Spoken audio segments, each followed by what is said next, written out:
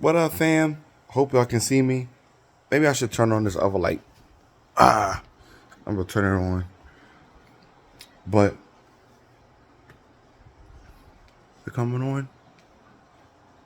This light slow. There it is. Now y'all can see me. Say hi, Otheon. He was just laying down. Anyway, I just wanted to talk about Avatar. I don't know what made me want to talk about this show, but I just want to talk about it. So, if you guys didn't know, I'm in my 30s, So, I got to experience a lot of things for the first time.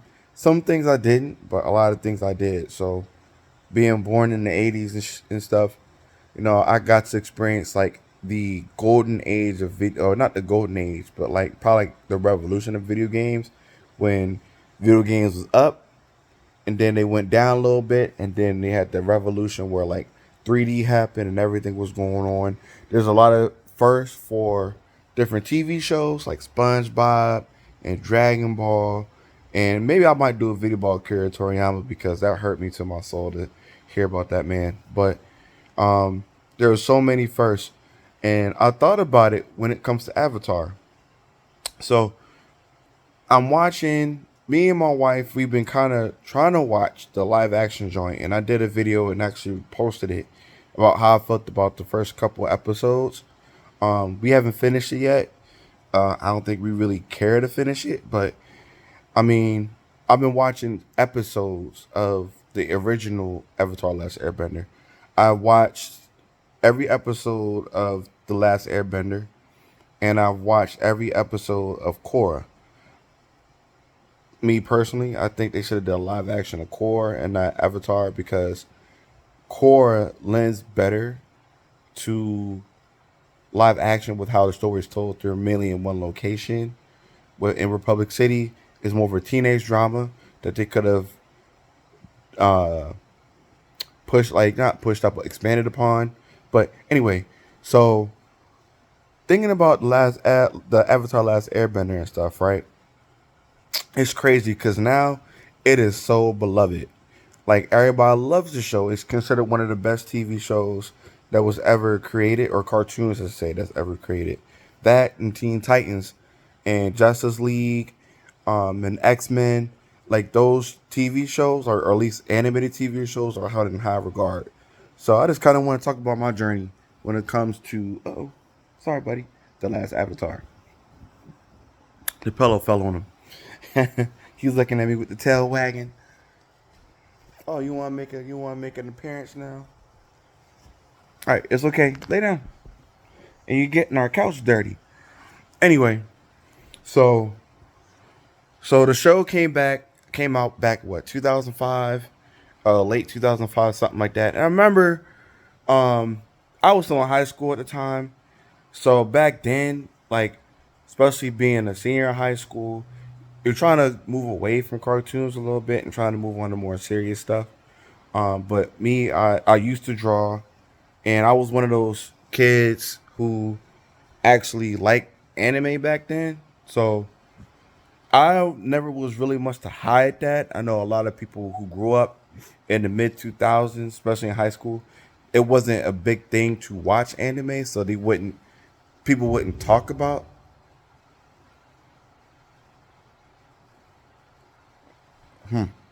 Sorry about that. I don't know what the hell that was. Um, but see, you heard that shit too. Don't be doing that, buddy. You're scaring me. Anyway, um, sorry about that, y'all. But um, anime and watching cartoons back when I was coming up, especially where I grew up, was definitely something that you didn't want to talk about. I never really hit it. Actually, I was kind of known for it, even though I wasn't like popular. But anyway, back at that time, I was moving away from it. Wasn't really talking like watching stuff like that. But remember watching it when it first came out. Nickelodeon did some type of event or something like that where they did the first two episodes. I watched them, and I watched a couple weeks of it after, and I was like, "Oh, this is kind of cool." Um, I noticed that it followed the anime thing, and back then, like, didn't really mess with American animated shows that try to follow the anime. type of template. Teen Titans was the what's the word I'm looking for? Um, you know what I'm trying to say. It was the outlier. So like Teen Titans was the outlier a little bit. I mean, we messed with it heavy. I know a lot of people I knew used to watch Teen Titans. It is still a phenomenal show, but back when this Avatar first came out, not really. Especially because when Avatar came out, Naruto came out, Full Metal just ended. There's a couple other anime that came out around this time. Bleach came out, so people weren't like messing with it that I remember.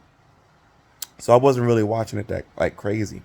I know back then it was blogs, so there wasn't like a lot of videos.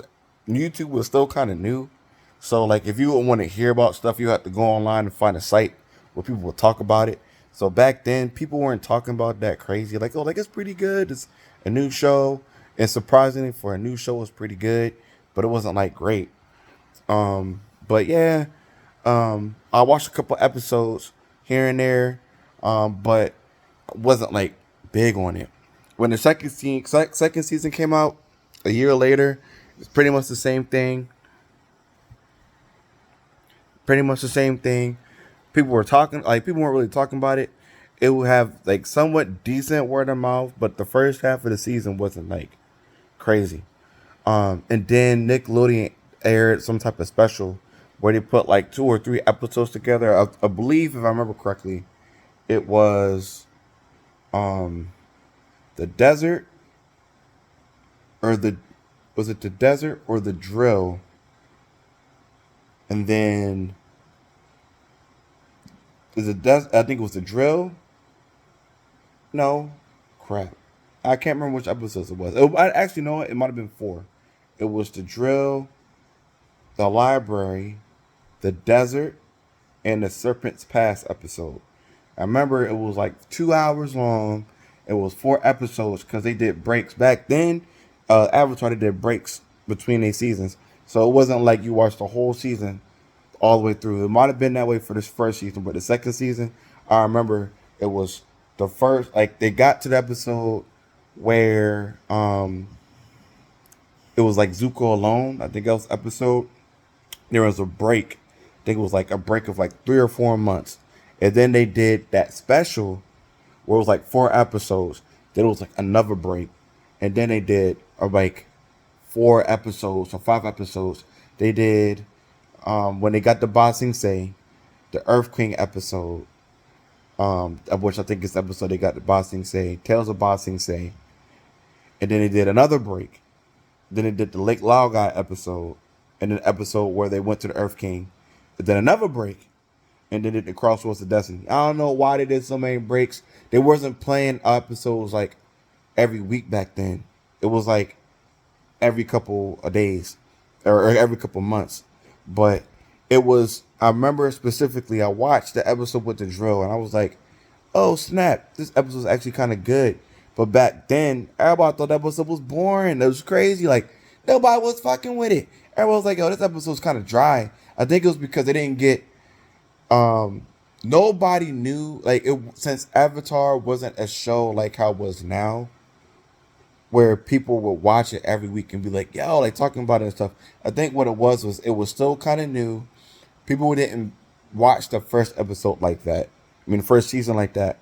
And then, so people didn't know the characters. So when you watching that drill, you're watching the first couple episodes, you don't know you don't know them like we know the characters as now.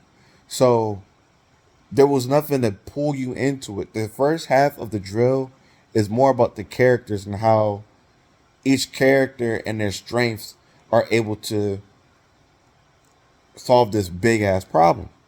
Well, back then we didn't really know, so we kind of was like, yo, this episode's kind of boring. We didn't really appreciate the character work.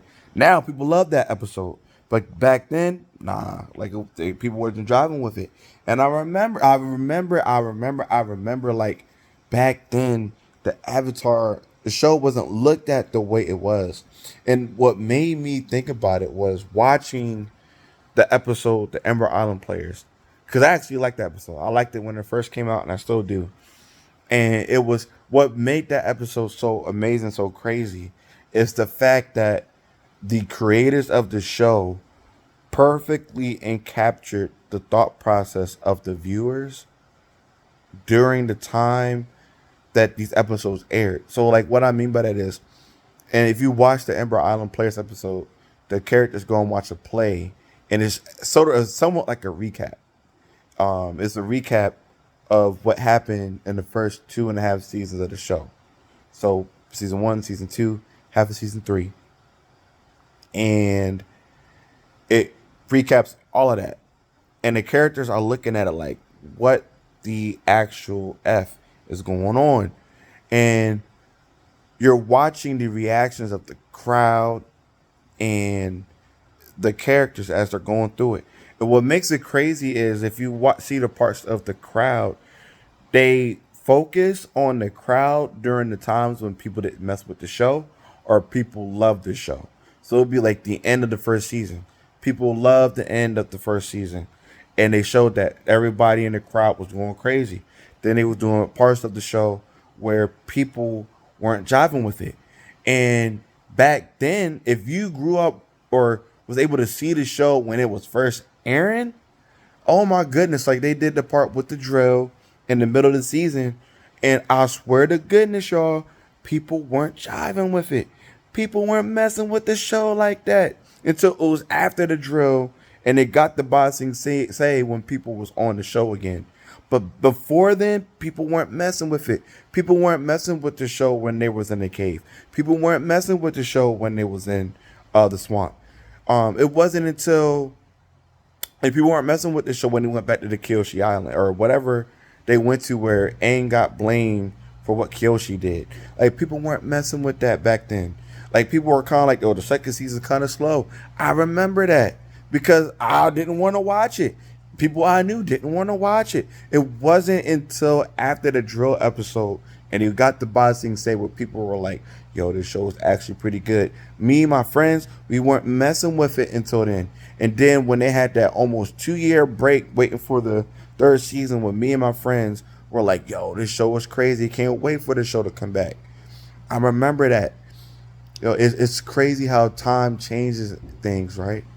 So it was the same thing for, oh, they're doing fireworks. I think that's what we heard outside, buddy. He hears something going on outside. So he's like, yeah. But anyway, people weren't jiving with it. But it wasn't until the third season when people were like, yo, this show is amazing. I remember it. And even then, after the third season aired, especially at the end of the show, yo, when the show first aired, the ending of the series finale first aired, people weren't jiving with it.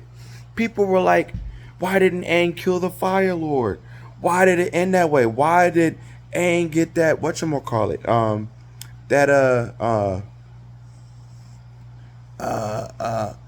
what you call that story tactic when things just happen out of nowhere to help the main character, and it was like, oh, it's like an ass pull. Why did Aang get that ass pull? You know what I'm saying? People weren't driving with it. Like people were like, man, the Fire Lord didn't get that much development.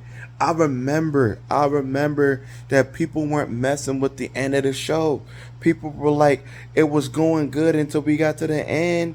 If I remember correctly, I think there was an interview or something like that where the creators were like, the reason why we didn't have Aang kill the Fire Lord was because Nickelodeon didn't want that kind of violence on the show, because the show was actually really popular back then. This was around the time when SpongeBob wasn't that popular and Nickelodeon wasn't like, didn't have anything going. Like, I wouldn't say SpongeBob wasn't popular, but it was the down years of SpongeBob. It was around seasons 5 or 6, and this is when SpongeBob had that lull. Like people were like, was not messing with SpongeBob. So there was no shows that Nickelodeon had going on. So it was like, yo, like we got something good going. We don't want to alienate our viewers or nothing like that. So y'all got to tone down the violence. So that's when they came out with that energy bending stuff, and people weren't jiving with it. Now you listen to people talk about the show and they loving it. You know what I'm saying? Like me, like I said, I would have preferred it if Aang maybe had killed the Fire Lord, but thinking about it and what's going on now, like I don't know what's going on outside, y'all. I'm sorry, I keep turning my head. Whatever they doing is loud. I'm gonna go out there and check. Um, and y'all about to be my witnesses. But whatever's going back then, people were not jiving with it. People were not messing with that. So it's just crazy to see how time changes things for different properties. It was the same way for Dragon Ball, right? And the reason I'm saying this is because Akira Toriyama passed away. And if I remember correctly, maybe not for Naruto too much, because I didn't like Naruto when it first came out. It wasn't until I started watching it in the dub. But yeah, like, it's crazy how things are now. So now Avatar is looked at as like a national treasure. And I wouldn't have it any other way. So I don't know if this is like a small little history lesson on it. But yeah, like I'm just looking back at these old episodes and just realizing how far the show has come and where it's at now and what it represents for American culture. So hopefully y'all see this. Put what y'all think or what y'all feel about the show. And I'll talk to y'all later.